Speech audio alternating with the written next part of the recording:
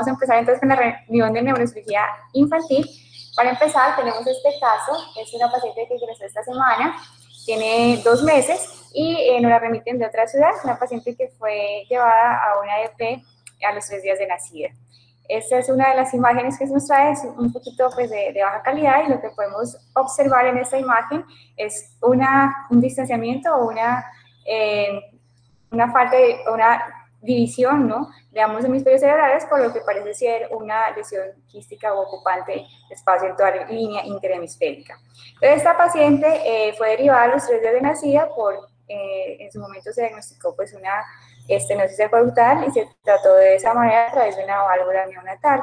La dificultad es que la niña ha ido creciendo paulatinamente su perímetro cefálico y ha aumentado 7 centímetros en el último mes. La mamá dice que de manera llamativa le está saliendo una protrusión hacia la fontanela posterior, como vemos en esta parte de atrás. Entonces, vamos a tratar de aclarar esta imagen, ¿no?, y esta niña, y sobre todo vamos a ver qué pronóstico tiene, que es el objetivo de esta charla. Entonces, vamos a hablar de hidrocefalias asociadas a malformaciones cerebrales.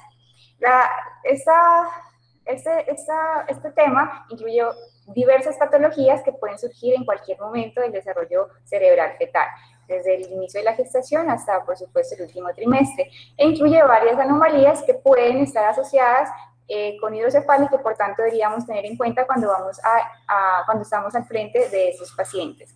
El objetivo, y tenemos que tener claro desde un principio, en el control pues, de la hidrocefalia de estos menores, es controlar el tamaño de la cabeza de los pacientes para mejorar el cuidado de ellos, más que lograr prevenir o tener un impacto sobre el neurodesarrollo.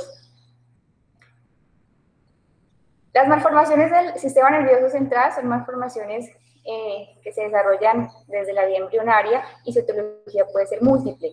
Y eso se debe a que el sistema nervioso está regulado por múltiples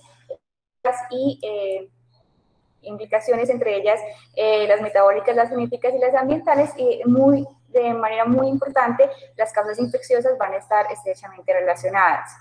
Esta es la clasificación, la última clasificación, que ya es un poquito viejita, del año 2012, de las malformaciones del sistema nervioso.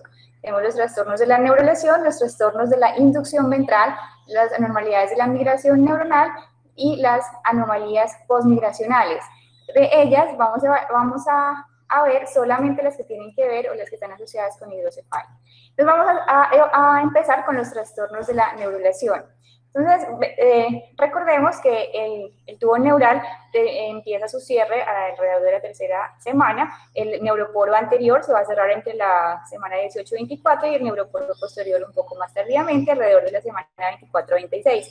Esta fusión pues, de los ápices o de la línea media empezará entre la 3ª y la 4ª semana aproximadamente, y si no hay un cierre de la porción más caudal, pues vamos a conocer o a encontrar lo que conocemos como milomeningocele, y de estos sabemos que el 80% de esos pacientes van a estar asociados a hidrocefalia. Si la dificultad en el cierre ocurre a nivel craneal, es decir, en el neuroporo pues, proximal, esa falta de cierre nos dará origen a la anencefalia, pues si esos pacientes sobra decir, pues obviamente que no requerirán ningún manejo por nosotros y generalmente fallecen en las primeras horas de vida. En lo que nos compete, entonces vamos a empezar con el primer trastorno de neurolesión que está asociado a hidrocefalia, y es el encefalocele. Entonces, el encefalocele corresponde a un trastorno en la separación del neuroectodermo y el ectodermo durante este cierre del tubo neural. Pueden tener un espectro variable. El primero y el menos grave va a ser la herniación solamente de meninges y líquido cefalorraquídeo. En este caso, el tratamiento va a ser el cierre pues, de la meninge y no implicará pues, como un procedimiento más complejo de ese. Sin embargo, puede en otros casos tener contenido encefálico, como vemos en la última imagen. En estos casos, el procedimiento va a ser más complejo porque va a implicar la resección de tejido cerebral, que en muchos de los casos puede ser tejido sano, y el paciente podrá tener el riesgo de salir con un déficit mayor al que ya tenga. Adicionalmente, con con frecuencia, estos encefaloceles se asocian a anomalías vasculares y el cierre de este saco herniario también puede estar asociado a algún grado de hemorragia durante la intervención. Generalmente la herniación junto con corteza va a ocurrir entre las semanas 8 y 12 de gestación, y si hay corteza dentro del saco herniario, eso puede implicar que este saco pueda crecer de manera importante durante la gestación y luego de ello, pues porque es tejido cortical tanto cerebeloso como supratentorial.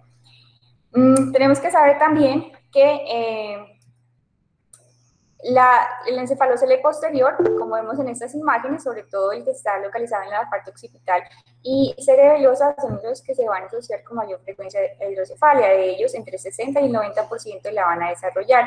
Y es por eso que estos son los que más van a necesitar de un seguimiento estrecho y la vigilancia, pues, o la valoración por nosotros. El objetivo de la cirugía va a ser que ese saco herniario no se ulcere, porque eso va a hacer pues que el líquido cefalorraquídeo salga y el paciente se puede infectar, o en el caso de tener una lesión vascular o un nicho vascular, pues el paciente pueda tener una hemorragia. Asimismo, la cirugía pues nos va a mejorar la expansión de ese saco y mejorar también el aspecto estético y de pronto mejorar la función cerebral, lo que quede pues de esa masa encefálica. El encefalocele anterior va a ser un poco menos frecuente en cuanto a su relación con hidrocefalia, y solamente entre el 10 y el 15% de ellos los van a desarrollar. Los pacientes que desarrollen hidrocefalia y además tengan epilepsia, como es lo frecuente en estos casos, van a tener un peor pronóstico. E igualmente los pacientes que tengan otras anomalías craneales, un mayor tamaño del encefalocele, porque van a ser más difíciles de tratar, y adicionalmente los que tengan microcefalia. Si es un paciente que solamente tiene hidrocefalia y esta puede ser manejable, pues estos pacientes son los que van a tender a tener una tendencia a los mejores desenlaces. Sin embargo, todos estos pacientes van a presentar algún grave compromiso en su desarrollo neurocognitivo. Debemos saber también que a pesar de que se corrija el saco herniario, esos pacientes van a tender a tener una hipoplasia de las estructuras de drenaje del líquido cefalorraquídeo y también de las estructuras óseas, sobre todo en la fosa posterior. Y es por eso que a pesar de que se corrijan, hasta el 30% pueden desarrollar hidrocefalia postquirúrgica, ¿sí? Y por eso el seguimiento después de la corrección del saco herniario va a ser mandatorio. El tratamiento de elección para este tipo de anomalías va a ser la derivación, y tercer ventrículo pues no va a tener como una clara indicación, por lo que ya les comenté, la anomalía va a ser principalmente a nivel del sistema pues en general ventricular y del líquido cefalorraquídeo en su parte más distal. Bueno, el segundo pues trastorno, ya pasamos el que les acabo de mencionar, es el trastorno de la inducción ventral. Entonces aquí tenemos ese que es la holocrocencefalia. Normalmente la bifurcación del prosencéfalo, que nos va a dar origen a los dos hemisferios cerebrales y al diencéfalo, es decir, a los tálamos, al hipotálamo y al sistema límbico, va a ocurrir en la quinta semana de gestación. Sin embargo, cuando esto no ocurre, pues tenemos esta anomalía que se genera en 1 de cada 250 embarazos. Sin embargo, solamente sobreviven el 3% de estos, que corresponden a 1 de cada 10.000 nacidos vivos. Ocurren, o las gestaciones más asociadas a la holoprocencia son mujeres, generalmente no blancas, hijas de mujeres multíparos, y se asocian a trisomías como la 13 y la 18. Existen estos subtipos, una aloprosencefalia alobar, semilobar y lobar, y una variante que es menos, la más leve, que es la interhemisférica media. Este es un ejemplo de una holoprosencefalia lobar, la más severa de todas, que lo que nos muestra acá es una ausencia completa de esa bifurcación del prosencéfalo y un solo ventrículo en la parte pues más craneal, y corresponden desafortunadamente hasta 2/3 de todas las holoprosencefalias. Se asocia a una disregulación de esta vía de señalización, y también tiene una penetrancia, un patrón genético de una penetrancia de hasta el 80%. Los principales factores de riesgo para los casos esporádicos son las mujeres diabéticas y estos factores que vemos acá, sobre todo el citomegalovirus. Este es un ejemplo de una holoprosencefalia alobar, que es la más grave. Lo que vemos acá es una ausencia completa de la división de ambos hemisferios y un solo ventrículo hacia la parte más posterior craneal. Y esa imagen muy bonita, que es una endoscopia, en donde vemos la ausencia completa de la división de ambos tálamos con un plexo coloides parcialmente dividido. Y eso pues va a ser lo que va a permitir que durante la vida extrauterina, si este recién nacido llegara a vivir, pues produciera líquido cefalorraquídeo y una macrocefalia importante que seguramente necesitará nuestra intervención. Tenemos acá el otro subtipo, la holoprosencefalia semilobar. Lo que tenemos acá es una falla en la separación, pero más bien de la parte más anterior. La parte posterior va a estar dividida, ¿sí? Y el cuerpo calloso también pues estará ausente solamente pues, en la parte más anterior. Estos son los otros dos subtipos, los más leves, la holoprosencefalia lobar. Sin embargo, pues dependiendo del grado del compromiso y de la evolución del paciente, pueden llegar a grados tan severos como estos, y la variante interhemisférica, que a veces la podemos encontrar y se puede confundir sobre todo con esquizoencefalias, y vamos a ver que la diferencia, sobre todo en el pronóstico, va a ser diferente. Bueno, el pronóstico, pues va a depender de diferentes variables. En este caso, una malformación cerebral aislada, o si el paciente no tiene ningún síndrome, pues van a tener una evolución un poco más favorable, en el sentido de que pueden tener algún grado de funcionalidad en cuanto a su autocuidado. Pero generalmente casi todos estos pacientes van a tener algún grado de retraso en su desarrollo cognitivo. De manera importante, también van a cursar con epilepsia, espasticidad y obviamente compromiso en muscular. De todos estos pacientes, 1 de cada 6 van a desarrollar hidrocefalia, y los más afectados van a ser los del subtipo alobar, o sea, los más graves, y por supuesto tienen un peor pronóstico. Es a modo pues como para conocerlo, estos pacientes, los que más van a tender a desarrollar hidrocefalia van a ser los que desarrollen quistes dorsales, y esto se asocia con la falta de separación de los tálamos, porque lo que se dice es que la falta de separación talámica va a producir un bloqueo en la salida de líquido cefalorraquídeo al tercer ventrículo y una anomalía secundaria en el acueducto, y eso va a hacer que haya una expansión posterior del tercer ventrículo, se forme este quiste dorsal, y eso produzca la expansión del sistema ventricular, pues, como lo conocemos. Generalmente con las derivaciones estos quistes desaparecen, pero como nuevamente resumo, no van a mejorar los problemas del desarrollo, porque ya están pues inherentes al trastorno en el manto cortical que ellos tienen de base. Otro trastorno de la inducción ventral es el quiste interhemisférico. Este es muy importante y tal vez hace parte del cuadro clínico que les mostré al inicio del caso de ejemplo. Tenemos dos tipos, un tipo 1 en el cual el quiste se comunica con el ventrículo lateral o el tercer ventrículo, y tenemos estos 3 subtipos en ese tipo 1. En el tipo 1A no hay hidrocefalia generalmente, y en el tipo A y tipo 1B y tipo 1C tenemos una anomalía del diencéfalo, y generalmente en el 1C microcefalia, que lo que va a producir es una acumulación de líquido cefalorraquídeo, y secundaria pues, por la microcefalia la manifestación de los síntomas. Este es un ejemplo en donde generalmente esos quistes se asocian con agenesia del cuerpo calloso. Este es un paciente que ya fue derivado y hay una heterotopía glial difusa. Ese es el tipo 2. También tenemos 4 subtipos, y generalmente son los que más desarrollan hidrocefalia. Entonces, esos quistes no van a tener comunicación con el sistema ventricular, y tenemos pues esas características que podemos ver acá. Bueno, los tipo 1A y 1B van a asociarse más que todo a macrocefalia por la hidrocefalia que pueden llegar a desarrollar. La causa pues es desconocida, puede asociarse al efecto de masa que pueden implicar sobre el resto del sistema ventricular.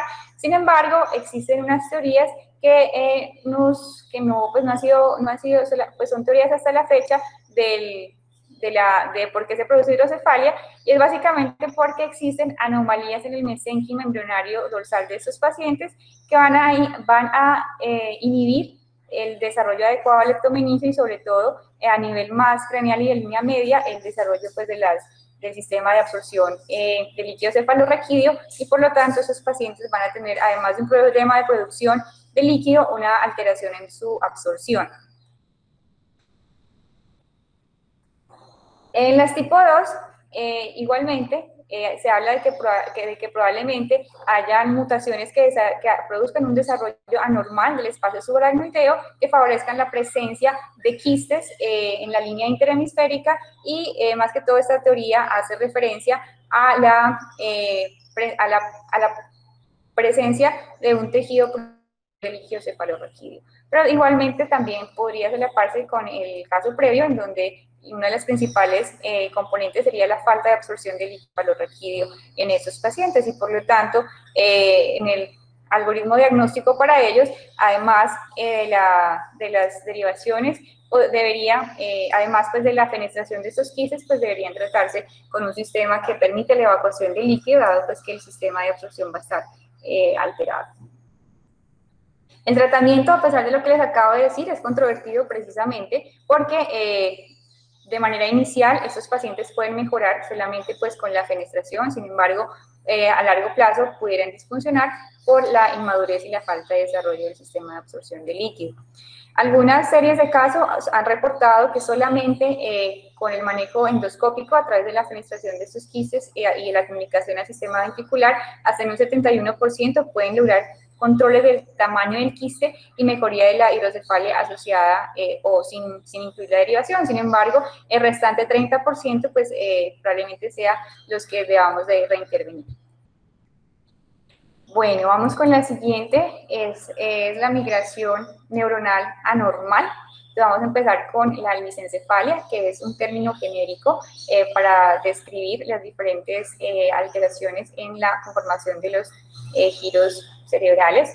Es un trastorno en la migración de las neuronas neurocorticales y generalmente lo vamos a encontrar entre la tercera, pues que se desarrolla o ocurre generalmente entre el tercer y cuarto mes de gestación. Generalmente ocurre o lo podemos encontrar por cada millón de nacimientos en 12 de ellos, y podemos tener una superficie cortical lisa o casi lisa, como vemos acá, pueden tener algunos ojitos inclusive, pero hay otros casos más severos en los que no encontramos ninguno. Está asociado con una corteza gruesa, anormal, como se ha descrito, con laminación reducida o anormal en esas capas pues, neuronales y gliales, y una heterotopía neuronal difusa. Es un paciente pues, que está derivado en esa imagen que les mostré. También tenemos dos tipos. La tipo 1 es la clásica. Estos pacientes van a desarrollar microcefalia y generalmente van a morir en los primeros 10 años de vida. Y la tipo 2, que se ha denominado displasia de Cobreston o en ladrillos, se ha descrito como un trastorno dado por la pérdida en la función de los distroglicanos. Estos pacientes van a tener de manera característica hipotonía, alteraciones oculares y un retardo cognitivo severo. Asociados a hidrocefalia tenemos estos dos síndromes, el síndrome de Walker-Warburg, que tiende a desarrollar hidrocefalia más grave de todos los tipos 2, y la segunda es la enfermedad músculo-ojo-cerebro. De los pacientes que desarrollan hidrocefalia en ese segundo tipo, pues el 30% van a ir a cirugía, básicamente porque la mortalidad es muy alta. Generalmente mueren en el primer mes de vida, y los que sobreviven pues van a necesitar el 30% ir pues a cirugía. El retraso neurocognitivo va a ser severo generalmente, y la recomendación pues para esos pacientes va a ser la derivación solamente para el control del diámetro craneano y pues obviamente con ese pobre pronóstico. El segundo subtipo en trastornos de la migración neuronal es la esquisencefalia. Esto es muy importante, traemos a colación a esta reunión porque con frecuencia lo encontramos descrito en varios pues, reportes de radiología, ¿verdad? Entonces, corresponde a un daño en las células gliales o radiales o el sistema de guía neuronal, y lo que produce es un defecto en cuña del manto cortical, y la interrupción de la migración adyacente de los neuroblastos, lo que nos va a producir un defecto en hendidura a modo de labios, ¿sí? Que va a estar revestido de neuronas y de sustancia gris completamente anormal.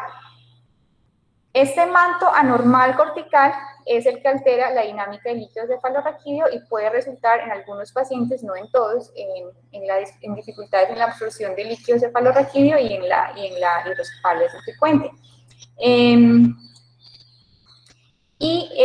Lo que describe es una hendidura que va a ir directamente comunicada desde el ventrículo hasta la superficie externa del cerebro y se desarrolla generalmente en el tercer y quinto mes de gestación.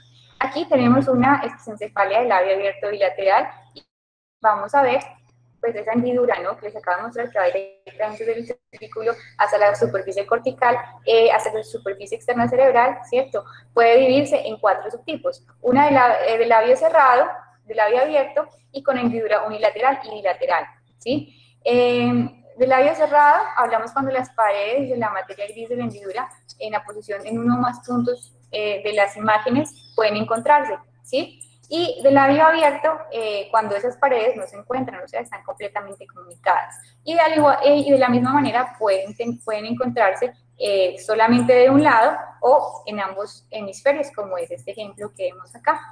Eso es importante, eso que les acabo de mostrar, el lado, y si es unilateral o bilateral, porque va a estar asociado al pronóstico, ¿sí? Eso se los va a mostrar en la siguiente diapositiva. Entonces, el asocio con otras anomalías cuando encontramos del sistema nervioso central, cuando encontramos este trastorno, va a ser hasta el 91%. Entre ellos lo que vamos a encontrar va a ser la ausencia de septum pelúcido en el 45% de los casos, y la ausencia asociada de cuerpo calloso en el 34%. El retraso en las habilidades motoras va a estar presente en el 40% de los pacientes. De ellos, de todos los pacientes que tengan esta anomalía, van a desarrollar hidrocefalia en el 21% y convulsiones 13%. Si los pacientes tienen una esquistocefalia del labio cerrado, la presencia de hemiparesia y convulsiones corresponden a las frecuencias que vemos en este renglón que les muestro acá, y generalmente estos pacientes no van a desarrollar hidrocefalia, como si lo van a hacer los que tienen esquistocefalia del labio abierto, que pueden tener una frecuencia de ocurrencia hasta del 34%. Aquí tenemos, por ejemplo, una esquistocefalia del labio abierto unilateral, en este caso, pues temporal derecho. En cuanto al pronóstico, los pacientes que tienen esta anomalía en el lado derecho, el 75% van a tener hemiparesia izquierda, pero van a poder tener una tendencia a un lenguaje más aceptable. Y si es del lado izquierdo, todo lo contrario. Solamente el 60% van a tener retraso en estabilidad del lenguaje. Si es bilateral, el compromiso va a ser más severo y el 71% pueden desarrollar o pueden tener paresia espástica y un retraso marcado ya en sus habilidades neurolingüísticas. El manejo para ese tipo de pacientes, pues obviamente va a ser conservador en cuanto a toda su parte de rehabilitación neurológica, y por nuestra parte, en el caso de que hagan parte de ese 34% que desarrollan hidrocefalia, nuestro aporte pues solamente va a ser a mejorar la presión intracraneal y el perímetro cefálico, y la derivación y el manejo quirúrgico pues no va a mejorar su resultado intelectual. Para ir ya concluyendo, entonces vamos a mencionar estos que son muy comunes también en nuestra práctica, es la hidranencefalia. Puede ocurrir en 1 de cada 5.000 embarazos y es la forma más grave de anomalía cortical cerebral bilateral. En esta condición, los hemisferios cerebrales faltan por completo, están ausentes y están sustituidos por un saco que está lleno de líquido cefalorraquídeo, como vemos en este caso. Este saco puede tener algún tipo de tejido glial y epéndima. Sin embargo, por definición y por lo que ya vamos a ver a continuación, estos pacientes pueden conservar mesencéfalo, tálamo, ganglios basales y plexo coroide. Lo más importante es esto, el plexo coroide, porque van a seguir produciendo líquido cefalorraquídeo y por tanto su cabecita va a seguir creciendo solamente por la presencia de líquido. Aquí vemos otra imagen muy ilustrativa. Las teorías en cuanto a por qué se produce hidranencefalia, las más aceptadas hasta la fecha son la vascular, es una afectación temprana de la arteria carótida. Básicamente puede ocurrir dos cosas: uno, que existan arterias aplásicas o hipoplásicas, como se ha visto en casi todos estos pacientes, y básicamente porque la distribución anatómica de la anomalía que sigue la irrigación de la carótida va a ser la que está ausente, ¿sí? La teoría destructiva nos habla de que probablemente en los primordios de la gestación y de la neurooncogénesis se produzcan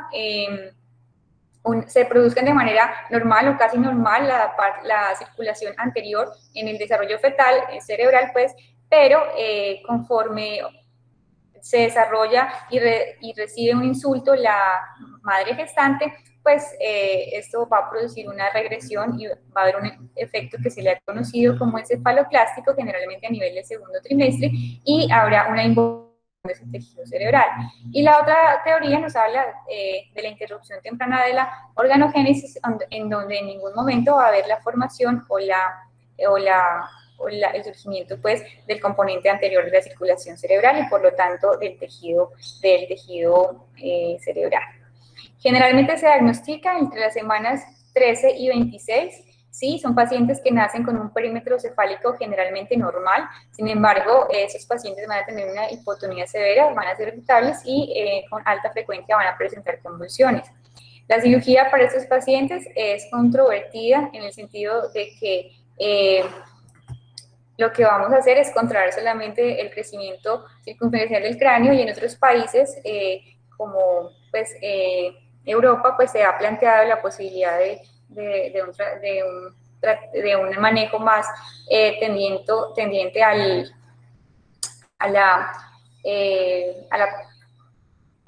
parar el sufrimiento de los pacientes y de sus familias. Algunos autores han planteado también para no llevar a las derivaciones porque pueden presentar complicaciones importantes, sobre todo en lo que tiene que ver con la presencia de infecciones y exposiciones a catéteres, a la coagulación de plexos coroides, que para esa población se ha visto que es efectiva en un 40% de ellos. Y finalmente, esto que es como el diagnóstico diferencial más importante con la hidranencefalia, que es la hidrocefalia extrema o la ventriculomegalia severa. Son pacientes generalmente que tienen un trastorno de base, generalmente las malformaciones para ellos van a estar presentes hasta en el 60% de los casos. Los síndromes o las condiciones más asociadas son las infecciosas asociadas al TORCH, pueden tener entre las malformaciones asociadas la agenesia del cuerpo calloso, espina bífida y la malformación de Dandy-Walker. Estos pacientes lo que van a tener va a ser un mínimo manto cortical, como vemos acá, pero la diferencia, pues, la diferencia con el cuadro previo, con el que acabamos de mostrar, es que esos pacientes sí van a tener ese desarrollo del tejido cerebral asociado a la circulación anterior y van a, por lo tanto, pues, conservar ese territorio vascular y cerebral. Estos pacientes van a tener varias dificultades, primero la macrocefalia, la desnutrición y la ulceración del cuero cabelludo cuando no se manejaría o cuando no se maneja el crecimiento pues, desproporcionado del cráneo. La cirugía en estos casos tiene un enfoque distinto porque puede tener un pronóstico funcional y es que estos pacientes al tener manto cortical de todas maneras se ha visto que algunos pueden tener, ese manto cortical puede ser normal y pueden tener pronóstico favorable, ¿sí? Esto es un estudio llamativo que encontré para esos pacientes con ventriculomegalia y hidrocefalia extrema, en donde obviamente el desarrollo o el pronóstico funcional va a depender de la etiología. Estas son las etiologías para este estudio de estos pacientes, ¿sí? Pueden ser las más comunes, pues hemorrágicas, estenosis del acueducto, trastornos gestacionales, ¿sí? Y en este caso, que es como para este estudio, que es uno de los más, digamos, uno de los que más favorabilidad le da al pronóstico de estos pacientes, inclusive miren que por encima del 70% pueden tener una discapacidad moderada o menos leve, ¿sí? Entonces, estos pacientes serían los únicos que podríamos rescatar entre este cuadro pues, de hidrocefalias graves, severas y asociadas pues, a alguna malformación. De manera de conclusión, entonces las malformaciones congénitas, sobre todo las supratentoriales, que son las que mencionamos, que se asocian a hidrocefalia, pues tienen un mal pronóstico en general, a pesar de las intervenciones, y esa va a ser nuestra principal limitación.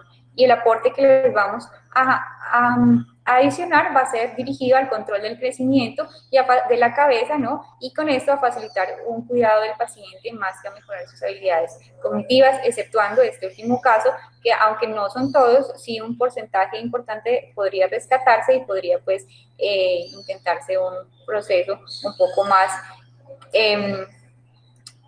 multidisciplinario para sacar adelante a ese niño. Bueno, muchas gracias.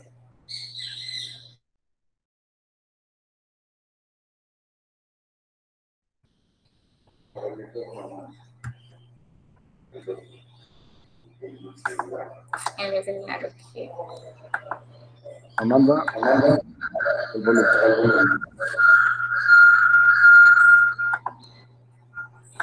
Amanda, muchas gracias. Me pareció muy interesante. Tengo una pregunta para los presentes aquí expertos.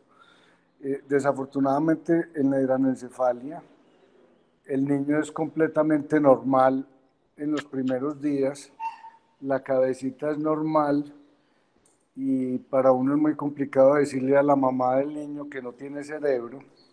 Ella no cree porque el niño llora, come, son bonitos, como me dicen acá, y eso realmente es un problema porque cuando ya la cabecita les empieza a crecer, los derivamos y a esos niños usualmente les va muy mal porque se infectan, la derivación se tapa, se crean quistes. Entonces, y la mamá no cree. Yo quisiera preguntarle a Eduardo, ¿cuánto es la sobrevida de estos niños y qué hacen para manejar esta situación tan difícil? Buenos días, Nacho.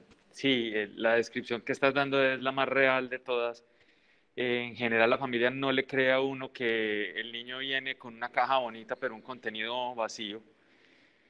La estrategia que utilizo yo para estos pacientes es que trato de conseguirme un tag normal y el tag del niño y se lo muestro a la mamá, mire, esto es cerebro, esto no es cerebro, esto es lo que tiene su hijo, esto es un cerebro normal. Entonces ahí más o menos empiezan a entender porque, vuelvo y digo, como el niño se ve bonito, a uno no le creen. Ahora bien, la estrategia de tratamiento de estos pacientes en Europa, como decía Amanda, en general es o a que no nazcan cuando se hace el diagnóstico in útero o al nacer no los alimentan y mueren por hipoglicemia. Porque realmente es una enfermedad catastrófica que ni le aporta al niño y antes es demasiado deletérea para el cuidado de la familia. Ahora bien, una vez tomada la decisión de continuar con el bebé, como decía Amanda, claramente la posibilidad de hacer hidrocefalia es muy clara porque el pleocoroideo puede estar y va creciendo lentamente el perímetro. El perímetro empieza a desfasarse más o menos entre el tercer mes y cuarto mes, y ese es el momento como de tomar la decisión de derivarlos. O si la familia pues desde el principio entiende el concepto de lo que estamos hablando, pues podría derivarse desde el principio de manera profiláctica. Una cosa muy importante es que esas derivaciones, al no tener nada de componente cerebral, al disminuir el volumen intracraneano, pues el cráneo se va a hacer microcefálico o se va a cabalgar las suturas, entonces es muy importante ponerles una válvula para poder estar manejando el tamaño del cráneo mediante la presión de la válvula, ¿no es cierto? Una válvula de presión programable. Ahora bien, en cuanto a las exposiciones de las válvulas, la infección y todo eso, pues vean, la verdad, la experiencia que yo he tenido es que una vez que se expone el catéter o se infectan, yo lo que hago es hacerle una punción ventricular, mando a estudiar el líquido y con el líquido, ya teniendo la bacteria, les digo la verdad, no cambio el catéter porque me parece que es demasiado, hacerle demasiado a un niño que no tiene un futuro neurológico ni funcional. Entonces yo lo que hago es le mando antibiótico oral para la casa que cubre el espectro pues, de la bacteria y pues la verdad se alivian. Ninguno ha llegado botando pus, ninguno ha llegado tabicado, simplemente se les manda ese tiempo, el niño se alivia y sigue su vida, no hay que cambiarle el catéter, no se complica uno haciendo más cosas y la familia está contenta porque se le hizo algo. Pero sí, lo más importante es concientizar a la familia que no tiene futuro neurológico. Bueno, ¿cuántos sobreviven? Yo inicialmente creía que vivían 7 años, pero cuando estaba haciendo el fellow vi un niño de 14 años, hijo de una instrumentadora allá del Garrahan, que lo habían cuidado muy bien y básicamente consultó porque llegó convulsionando, pues las 4 neuronas estaban en cortocircuito y llegó convulsionando. Era un niño de 14 años, muy bien cuidado, la mamá completamente dedicada al niño, lo volteaba, lo manejaba, pero el desarrollo neurológico era un niño de 3 meses. No pasó de ahí con un cuerpo de un niño de 14 años. Yo quiero insistir con estos niños que hay que tener mucho cuidado para los neurocirujanos jóvenes. Estos son los niños más sensibles porque a uno le da jartera levantarse a las 2 de la mañana a operar un niño de estos con una válvula tapada y se muere. Entonces uno cree que hizo un favor, pero esto representa posteriormente en una demanda para ustedes porque la familia se apega mucho a estos niños. Eh, Háganlo por la familia, por la familia de los niños, porque de verdad uno se evita problemas. Yo particularmente tengo una demanda ante el Comité de Ética Médica y otra demanda médica por esto. Entonces tengamos mucho cuidado. Otra pregunta que quiero hacer a los expertos es, en la hidrocefalia extrema, eh, ¿cuánto consideran que es el marco cortical que permite un pronóstico más o menos bueno? Yo había entendido que 2 centímetros, pero no sé si estoy en lo correcto. Bueno, realmente el manto cortical, con la compliance que tiene el cerebro, realmente no importa la cantidad de manto. Lo importante es que se vea. Lo que va a cambiar en el grosor del manto, la posibilidad funcional del niño, es la cantidad de tiempo que estuvo expuesto ese manto cortical a una hipertensión endocraneana por la hidrocefalia. Entonces, el resumen de todo eso es básicamente entre menos hipertensión endocraneana, o sea, menos tiempo de hipertensión endocraneana, más manto cortical va a tener. Realmente no importa el tamaño, sino el tiempo al cual estuvo expuesto a la hipertensión endocraneana. ¿Hay alguna pregunta? Sí. Hay una pregunta que nos hacen en el chat, es una duda que generalmente se genera a la hora de decidir entre un hidranencefálico y un hidrocefálico extremo, que si necesita algún estudio vascular el paciente, angioresonancia, angiotac, arteriografía. La verdad, la diferencia entre el hidranencefálico y la hidrocefalia extrema es tan clara en la imagen que generalmente no vale la pena hacer estudios vasculares, porque así demostremos la oclusión o la agenesia de ambas carótidas, el hecho de que ya no tenga circulación, no hay nada que recuperar al reperfundirlas. Entonces, en cuanto a pronóstico, no vamos a tener mayor cambio a la hora de hacer el diagnóstico. La imagen es muy clara porque no tiene desarrollo de la circulación anterior, entonces igual así la reperfundamos no va a recuperar la circulación anterior, mientras que el hidrocefálico extremo tiene un poco de manto cortical que está cubriendo toda la circulación anterior y ese se beneficia más que de arteriografía de la derivación para recuperar algo del manto cortical y disminuir el daño cerebral. Vladimir de la Cruz Restrepo de Santa Marta. Hola, hola. Adelante, Vladimir. Doctor, hay una opción terapéutica en los casos de hiranencefalia. Nosotros las hemos hecho, que es la plexectomía coroidea percutánea. Es localizar por vía endoscópica los plexos coroides y quemarlos con bipolar o bien con el monopolar, buscando la disminución de la producción de líquido cefalorraquídeo. Esto no siempre es posible. Nosotros hemos tenido éxitos en casos de que encontramos que los plexos coroides son unos grumos pequeños y en esos casos hemos tenido éxitos. Pero hay otros casos que hemos entrado con el neuroendoscopio y los plexos coroides parece que fueran corales, a pesar de lo más exhaustivo que uno hace por coagularlo y después cortarlo, el tratamiento termina fracasando y posteriormente uno tiene que ofrecerle una derivación Son todas las complicaciones. Lo que dijo el doctor Eduardo es muy cierto. Esto es una enfermedad que uno la trata por motivos sociales. No es otra la solución, es simplemente evitar que el tamaño de la cabeza cause más trauma a la familia por el impacto que producen estos niños. Otra de las cosas que hemos visto en estos pacientes son las epilepsias refractarias, que es otro problema severo en estos niños de difícil manejo. Y normalmente la sobrevida, las que yo he visto, vi uno cuando me estaba entrenando en neurocirugía pediátrica con el profesor Salomón, acompañada de un síndrome de Wasserman, un mechón blanco. Ese niño tenía 4 años, pero aparte de eso siempre los he visto morir muy pequeños.